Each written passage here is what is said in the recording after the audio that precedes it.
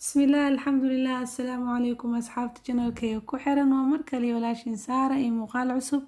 waxaan rajeynayaa inaa caafimaad qabtaan axbaabteed waa la kala mashquulay cafwan maantana waxaan idiin wadaa muuqaal aad u xiiso badan ku saabsan maasha Allah wax ay ruuxda u baahan tahay kelimad aad u macaan aad u qurux badan oo aan aad uga helay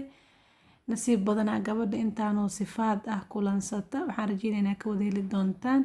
muuqaalkii oo noo bilaawdana waa kan ka faa'iideysi wanaagsan axbaabteyda الحمد لله وحده والصلاة والسلام على من لا نبي بعده نصيب بدنا كبدا الزبن كان لغو جرو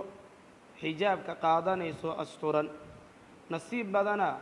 كبدا الزبن كان لغو جرو شنطة وقت إلى لنيسو نصيب بدنا كبدا الزبن كان لغو جرو waxyaabaha fasaadka iyo macaasida daadkoo kale u soconayo ka dhowrsanaysa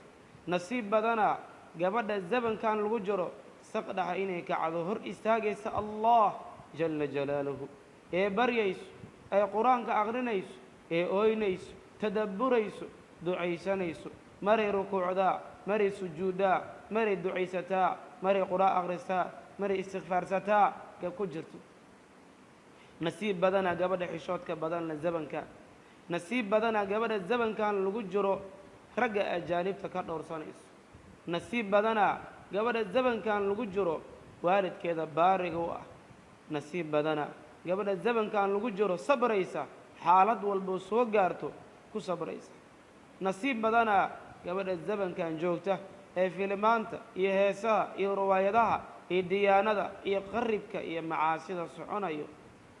iska dhowraysa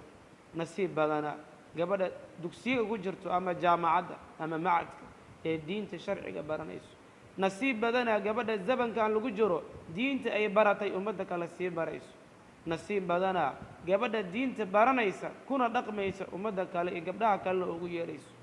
nasiib badana gabadha zabankan lagu jiro daaciyada ah habeen iimaan u taagan inay xaq gudbiso ummadda khayrka iyo wanaagga gaarsiinayso nasiib badana gabadha maanta sunnaha nabi maxamed sallallahu alayhi wasallam ku taagan